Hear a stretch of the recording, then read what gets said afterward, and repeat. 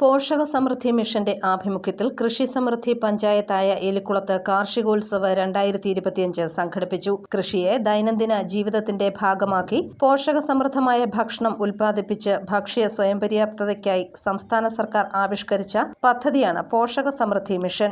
Elamkulam saint Mary's parish ഹാളിൽ government chief whip doctor N Jayaraj Karshikotsav 2025 ഉദ്ഘാടനം ചെയ്തു. കാർഷിക മേഖലയുടെ ഉത്തേജനമാണ് ഏത് വികസന പ്രവർത്തനത്തിന്റെയും അടിസ്ഥാനമെന്ന് ഡോക്ടർ എൻ ജയരാജ് പറഞ്ഞു. വിലയിൽ കൃത്യതയില്ലാത്തത് കാർഷിക മേഖലയിലെ പ്രധാന പ്രശ്നമാണ്. കൃഷിക്കാർക്ക് ലാഭവിഹിതമില്ലാത്ത അവസ്ഥയാണ് ഉള്ളതെന്നും ഡോക്ടർ എൻ ജയരാജ് കൂട്ടിച്ചേർത്തു.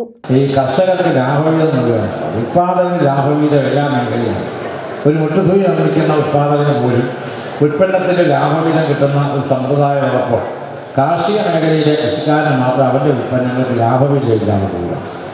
ഇപ്പോൾ റബ്ബറിൻ്റെ കാര്യത്തിൽ നമുക്കറിയാം, നമ്മളിപ്പോൾ ഈ റബ്ബറിൻ്റെ കാര്യത്തിൽ RTS മുഖേനയുള്ള സംവിധാനത്തിലൂടെ രജിസ്റ്റർ ചെയ്ത് കൊടുക്കുന്ന ആളുകൾക്ക് കൃത്യമായി രജിസ്റ്റർ കിട്ടുന്ന പോലെ തന്നെ ഇപ്പോൾ നമ്മുടെ വാഴക്കൊല ഇവിടെ നിന്ന് തമിഴ്നാട്ടിൽ കൊണ്ടുപോയി പ്രോസസ്സ് ചെയ്തോ അല്ലെങ്കിൽ മറ്റു രീതിയിലോ കമ്പോളത്തിൽ വന്നു കഴിയുമ്പോൾ ലാഭം മുഴുവൻ കൃഷിക്കാരനുള്ള ബാക്കി എല്ലാവർക്കും കിട്ടുന്നു. മാനുഫാക്ചറിംഗ് മേഖലയിൽ ഉൽപ്പാദനം കിട്ടാതെ പോകുന്ന ആ കാർഷിക ലാഭവിഹിതം അത് കിട്ടാൻ ബുദ്ധിമുട്ടൊന്നുമില്ല. ഇതിന് ഫോമുല തയ്യാറാക്കിയല്ല, അത് കൃത്യമായ സംവിധാനത്തിലൂടെ കൃഷിക്കാരനെ വിറ്റഴിക്കാൻ സംവിധാനമുണ്ടെങ്കിൽ സ്വാഭാവികമായി തന്നെ ആളുകൾ കിട്ടാനുള്ള സാധ്യതകൾ. അപ്പോൾ ഈ ലാഭവിഹിതമുള്ള രാഷ്ട്രീയ യഥാർത്ഥത്തിൽ അതിനകത്ത് മുമ്പോട്ട് വെച്ചെങ്കിൽ അതിലൂടെ പ്രാവർത്തികമാണ്. മൂല്യവർദ്ധിത ഉൽപ്പന്നങ്ങൾ ഉണ്ടാക്കാൻ കഴിഞ്ഞെങ്കിൽ മാത്രമേ കർഷകന് ലാഭമുണ്ടാക്കാൻ കഴിയൂ എന്ന് അധ്യക്ഷനായിരുന്ന മാണി സി കാപ്പൻ MLA പറഞ്ഞു. കൃഷിയെ സംബന്ധിച്ചിടത്തോളം മൂല്യവർദ്ധിത ഉൽപ്പന്നങ്ങൾ ഉണ്ടാക്കാൻ കഴിഞ്ഞെങ്കിൽ മാത്രമേ അതിലൂടെ കർഷകന് ലാഭം ഉണ്ടാക്കാൻ കഴിയൂ. കേരളത്തെ സംബന്ധിച്ച് ഇല്ലാത്തൊരു കാര്യം പലപ്പോഴും നിയമസഭയിൽ ഞാൻ പറയുകയും ആവശ്യപ്പെടുകയും പാലായിൽ അതിന് 15 ഏക്കർ സ്ഥലം വരെ കണ്ടെത്തുകയും പിന്നീട് പ്രവർത്തനം തിരിച്ചു പോവുകയും ചെയ്തതായ ഒരു 10,000 ടണ്ണിൻ്റെ കോൾഡ് സ്റ്റോറേജ്, ഒരു ഫുഡ് പാർക്കും ഉണ്ടായാൽ ഈ പാലാ നിയോജകമണ്ഡലത്തിലെ കൃഷി ലാഭകരമായി വരും എന്നത് സംശയമില്ല. കാരണം വാല്യൂ ആഡഡ് പ്രോഡക്ട്സ് ഉത്പാദിപ്പിക്കണമെങ്കിൽ റോ മെറ്റീരിയൽ അവൈലബിൾ ആയിരിക്കും. ഇപ്പോൾ പുറത്ത് മാർക്കറ്റ് ഇറങ്ങാൻ സാധനം വാഴച്ചുണ്ടും പയറും വാഴപ്പിണ്ടിയും പയറും ഇത് ടെട്രാപാക്കിലാക്കി കയറ്റി അയച്ചാൽ 1 വർഷം വരെ ഒരു കേടുകൂടാതിരിക്കും. കുക്ക് ചെയ്തായിരിക്കും.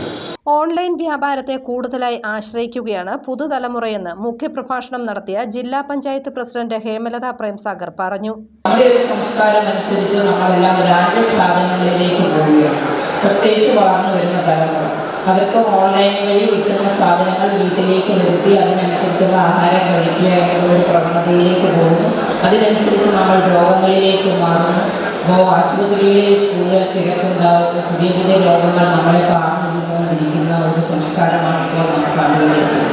അതിനൊരു മാറ്റം വരുത്തുന്നതിനാണ് ഗവൺമെൻറ് മുൻകൈ എടുത്തുകൊണ്ട് ഇതുപോലുള്ള പദ്ധതികളൊക്കെ ആവശ്യം. Pampady block president Betty Roy കാർഷിക പ്രദർശനം ഉദ്ഘാടനം ചെയ്തു. എലിക്കുളം പഞ്ചായത്ത് പ്രസിഡന്റ് ജിമ്മിച്ചൻ ഈറ്റത്തോട്ട് പോഷക പലഹാര പാചക മത്സരം ഉദ്ഘാടനം ചെയ്തു. ജില്ലാ പഞ്ചായത്ത് അംഗങ്ങളായ ജസി ഷാജൻ, TN ഗിരീഷ് കുമാർ, ജോസ്മോൻ മുണ്ടക്കൽ, എലിക്കുളം പഞ്ചായത്ത് വികസനകാര്യ standing committee chairman S Shaji, vice president Suryamol, professor MK Radhakrishnan, Shirley Anthyamkulam തുടങ്ങിയവർ പങ്കെടുത്തു.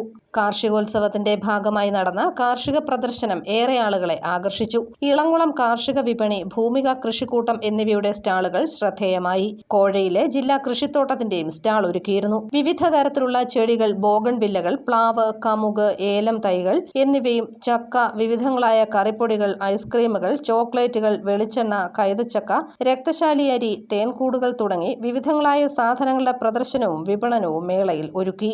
News bureau, Ponkunnam.